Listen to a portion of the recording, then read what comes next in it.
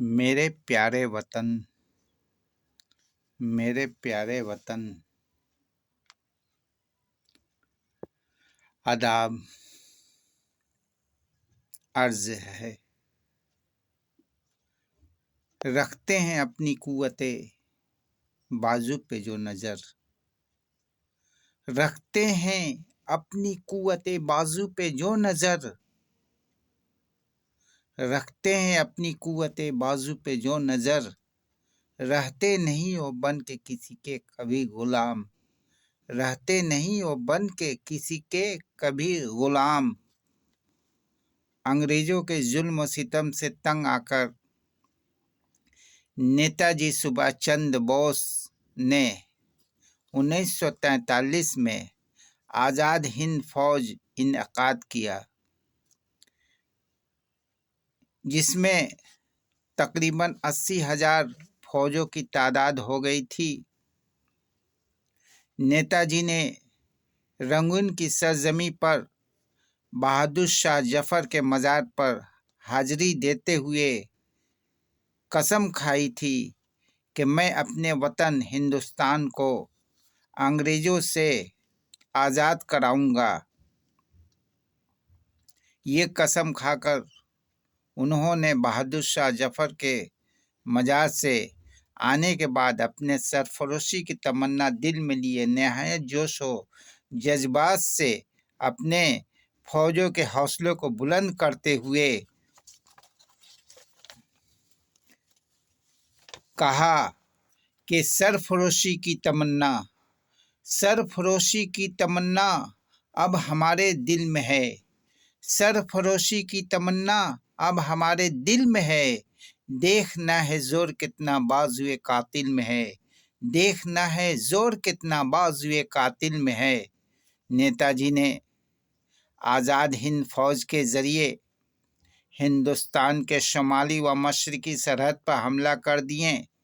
इस तरह उनके हमले से अंग्रेज़ों के दिलों में खौफ तारी हो गए और रोज़ बरोज़ हिंदुस्तानी नौजवानों में बेदारी पैदा होती गई। फौजों की तादाद में भी इजाफा होते गया और दिन पर दिन अंग्रेज़ों के हौसले पस्त होने लगे। उनकी फौज में कर्नल शौकत अली सबसे ज़्यादा एक्टिव और चुस्त कर्नल थे, जो उनके साथ कदम से कदम मिलाकर अंग्रेज़ों को शिकस्त देने में नेताजी सुभाष चंद्र बोस के साथ साथ रहे। नेताजी का एक अहम पैगाम ये था कि एक ही नारा उनका था कि तुम मुझे खून दो, मैं तुम्हें आज़ादी दूंगा। तुम मुझे खून दो, मैं तुम्हें आज़ादी दूंगा। Give me blood and I shall give you freedom.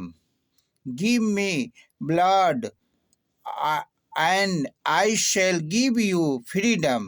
शायर कहता है कि मौत उसकी है, शायर कहता है कि मौत उसकी है जिसका ज़माना करे अफसोस, मौत उसकी है जिसका ज़माना करे अफसोस, वरना दुनिया में सभी आए हैं मरने के लिए, वरना दुनिया में सभी आए हैं मरने के लिए।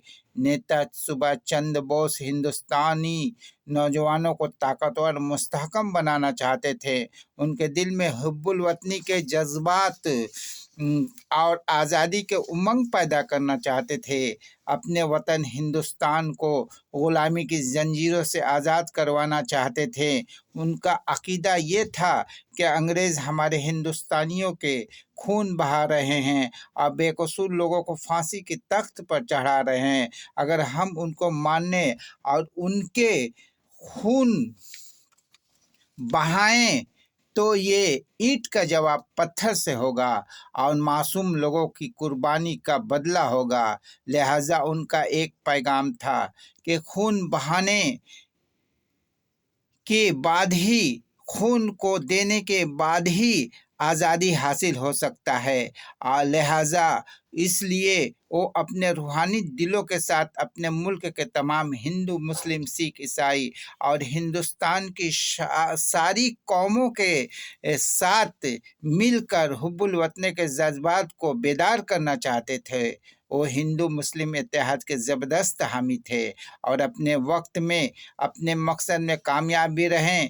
گاندھی جی کی نرم دل، مولانا ابو کلام آزاد کی تصنیف اور نیتا سبھاش چندر بوس کی گرم دل کی مسلسل کوششوں کا نتیجہ رہا کہ ہمارا وطن بھارت آزاد ہوا، اور اپنے بھارت دیش کے نیتا جی سبھاش چندر بوس نے جے ہند کا نعرہ لگایا تھا، جو اپنے ملک کا فخر کا نعرہ جے ہند ہے، اور ہم اپنے ملک کے لیے جے ہند بولتے ہیں۔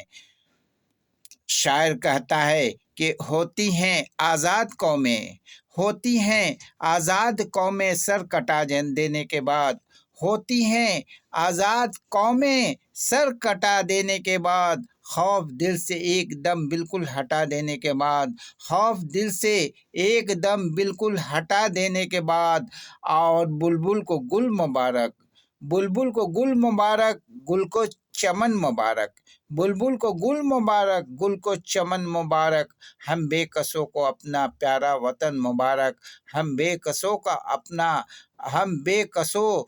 اپنا پیارا وطن مبارک۔